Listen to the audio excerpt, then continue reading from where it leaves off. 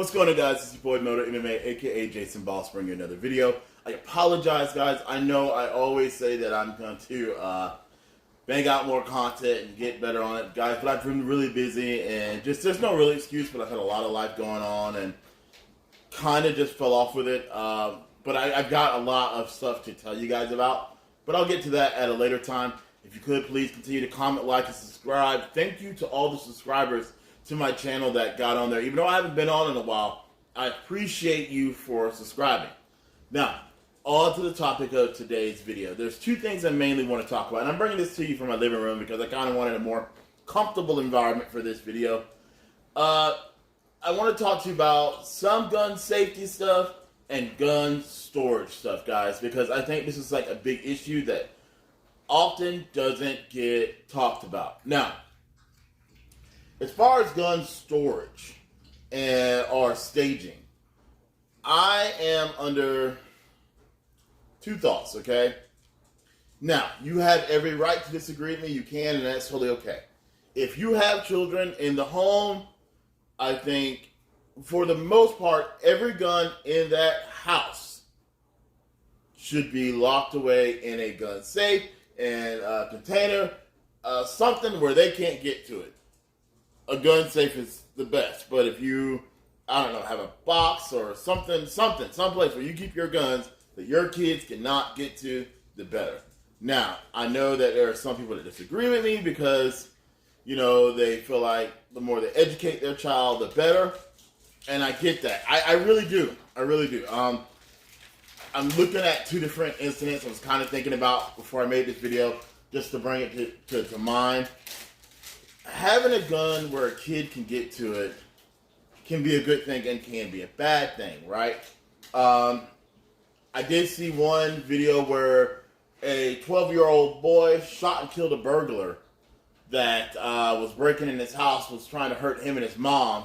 He went and grabbed their hunting rifle and shot and killed the burglar. So, yeah, in that incident, that was a good thing. And there's been a couple other incidents. Of course, I'm sure there's tons of stories that you guys could even share or show me where a child has managed to get a hold of the gun and save the day. But there's also been several incidences where, you know, the child getting a hold of the gun has not. You know what I mean? Educate your child. Tell them as much as you can about the gun. Show them, you know, the pros and the cons. You know, definitely something like, even to be as specific, and I know you're like watching a baby, my kid, but the smaller they are and all that kind of stuff, definitely the more you need to tell them, hey, if you're mad at little Jimmy and you guys are arguing and he punches you in the face or punches you in the nose, you don't go in the house and grab the gun. That's not how the law works. You have to meet equal force with equal force. If your life doesn't feel like it's in danger, you don't go shoot little Tommy because you lost a little fist fight at the school or in the front yard or something like that. Like, you really need to talk to your kids. Educate them on the gun and the laws themselves. This is something where a bad guy's breaking in the home. They're threatening you. They're threatening mom or dad. Like, this is something like majorly serious. It's the only time you should ever touch this gun.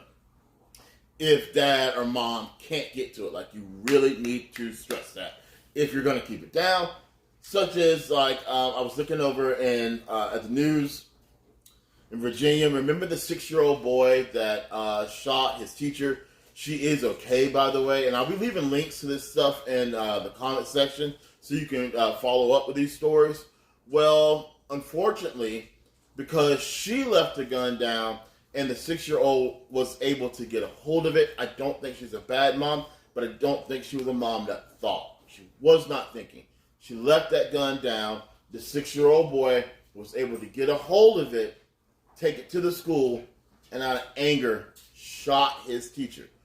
Yes, the teacher made it. No, the 6-year-old boy was not charged, but however, the mother is being charged with child neglect and child endangerment. So now the parent is in trouble for that child being able to get to that gun. And I honestly think rightfully so. You know what I mean? Because if you're going to have a gun in the home, guys, at all times, you should know where your gun is at, okay? That's the number 2 thing that I really want to just drive home. If you have guns in the home, more than one gun especially, you need to know where they are at.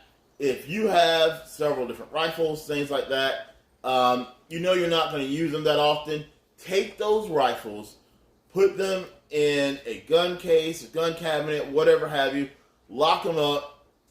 That way, you know what I mean, no one gets to them.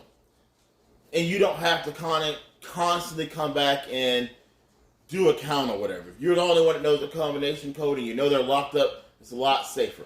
Now, if you have that gun, 1 or 2 guns, and for whatever reason you don't want to, lock the gun up, I get it, because the gun I have at nighttime, it is in a place where if someone breaks in the house, I can get to it very quickly, okay? So I get that. But I have a job like most people who we're not able to carry at my job. Most people are not. So at some point or another, I am probably going throughout the day without a firearm on me. You know what I mean? Unless you have a firearm safe that's in your car, which is actually another good investment. It's something I'll probably be looking into. If you don't have a firearm safety, a safe in your car, you might not feel comfortable leaving it there because obviously I get it. Someone can break in your car, break in your glove compartment, whatever. Steal your gun, and now your gun is on the street. So you leave it at home and you can't carry it at work. Well, if I'm not a person that carries often, or I'm not a person that takes the gun to the range, I don't want to just take this gun that I keep in my, right next to my bed, you know what I mean, and that nightstand like a lot of people do and say, well, this gun is safe, it's right here, no big deal, I'll just leave the gun, and if I ever need it, great. Well, what happens over time is you kind of forget about it, you know what I mean? If you're not using it, which is also something you shouldn't be doing it, if you get a gun, guys, the best practice you can do is take that gun. You should at least once a week go to the range. I think it's like on average $20 for a case of like the 50 full metal jackets, you know what I mean?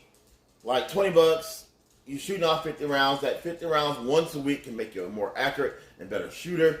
It gives you a chance to take maybe some classes or lessons. You really should do that. Go down to your local range or get online, see where they're doing that at. Definitely, maybe even find an outdoor range so you can practice drawing from the holster and like see how you're drawing from the holster. Maybe you've got a more of a roundabout way to do it instead of more of a straightforward way. Training with your gun just makes you better. Period. And if I'm shooting it once a week, it makes me better.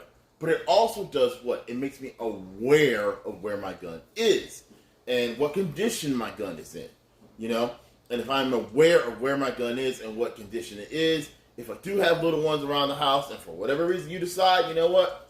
Like I said, there was mixed emotions in that argument. And I wouldn't win this argument today or tomorrow. But if you do have little ones around the house and at least once a week, you're kind of mindful of where that gun is, you're going to be checking on it.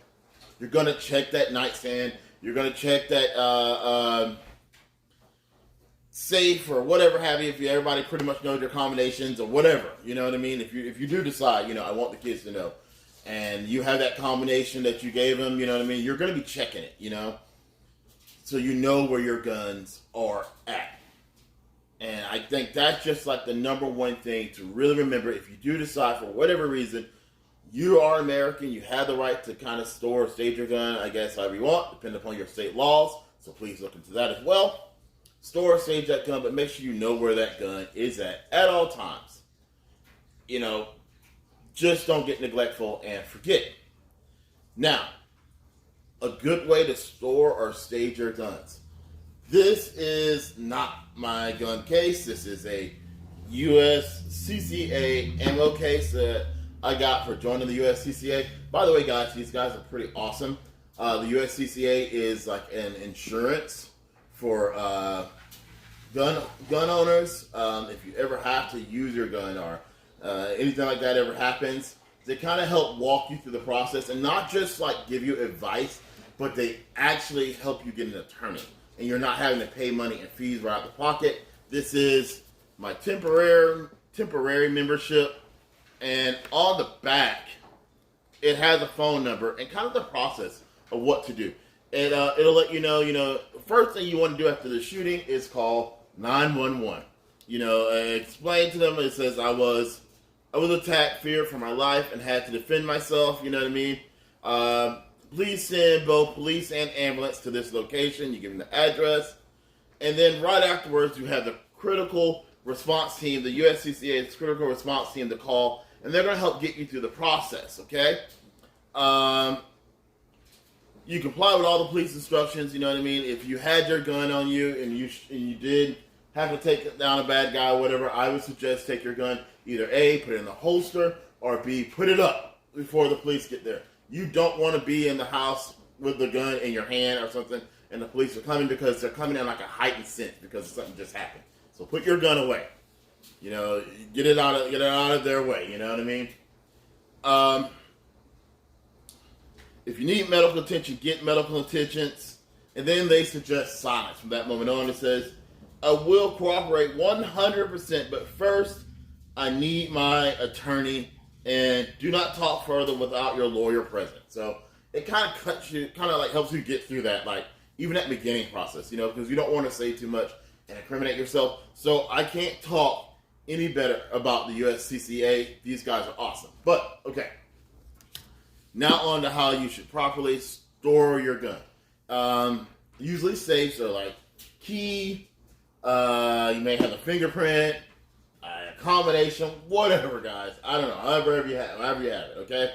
So, let's say I'm getting into my gun safe. I put my code in, I'm opening it up, I'm reaching in to grab my gun. Now this is a toy gun, I'll show you in just a second here. I did not use a real one for the sake of this video. So, if I'm reaching, I'm going to be standing up normally. I'm not going to be sitting down. But I'm going to make sure I look into my gun case, okay? I want to look into it. If it's this way, I want to look into it. I don't want to just, blindly grab, okay?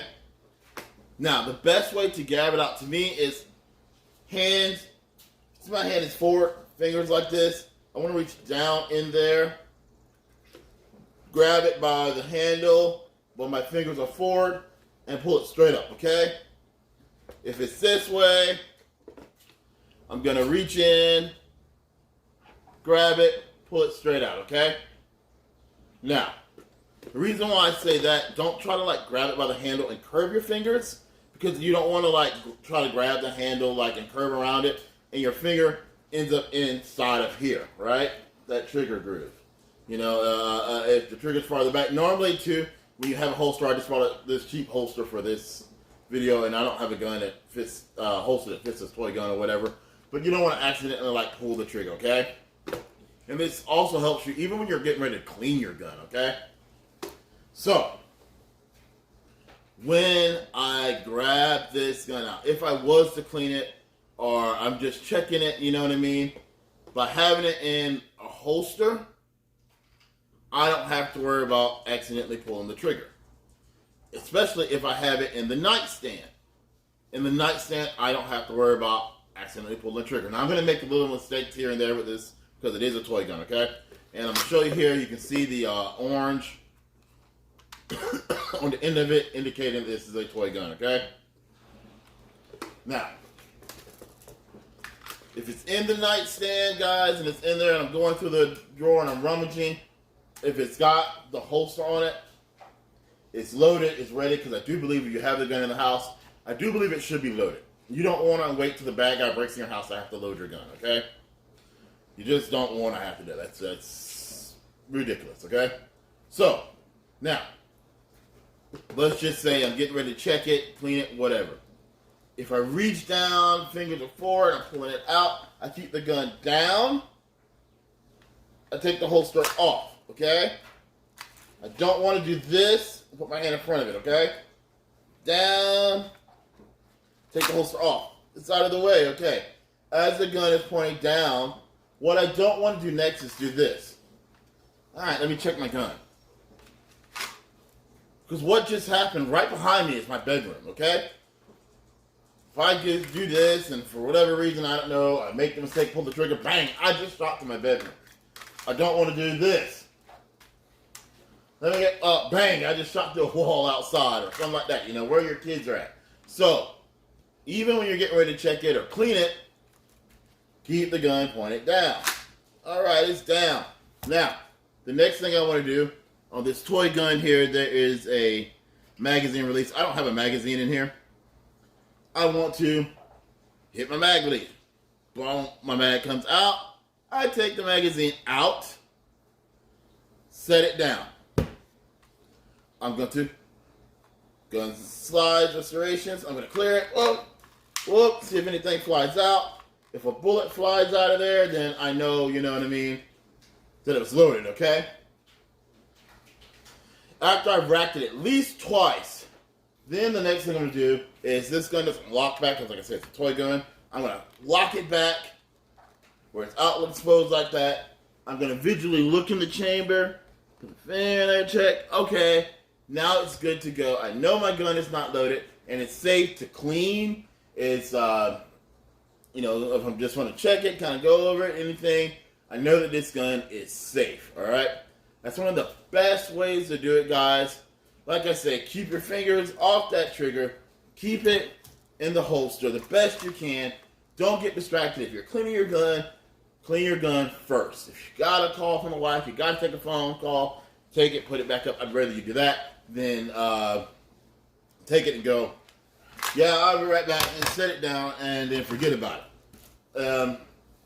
If you're not sure about whether you want to keep your gun loaded in the house or not, that's another reason why I say having it in a safe will honestly change that. If your gun has a manual safety, you can always like put it on the manual safety. Some of them don't. This toy gun has, see where that S is at? Has a manual safety, so it'll be loaded. It'll be in here, so I don't have to worry about it. You can put it in that nightstand or whatever at night, where you know where it's at, or wherever you put it staged next to you, so you can grab it. And then when you get ready to go in the morning, if you have a job or you have something, you don't have a car safe, which I think is the best place to put it, not the glove compartment, because a lot of criminals check the glove compartment. Take it, put it in your safe during the daytime. You get up in the morning, thank God, you had a good clean night, take it, put it in that gun safe, lock it up. That way you don't have to worry about it. You know what I mean? You don't have to worry about it if the kids get home before you and they end up playing with it, going in it. You don't have to worry about it if a bad guy breaks in your house during the daytime, them taking your guns, and now your gun is on the streets doing things that it shouldn't be doing. But like I say, this is just my opinion. Your opinion could be completely different than mine. If you're under the opinion, you know, you rather train your kids more, and I do train my kids, but you also decide to keep it out, keep it out. That's on you. Just know you are responsible for that gun.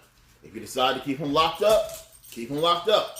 Either way, guys, you are responsible for your gun, what it does, and where it goes. All right, guys. This is your boy, Moto MMA, a.k.a. Jason Ball, saying thanks for watching. I'll see you next time. Peace.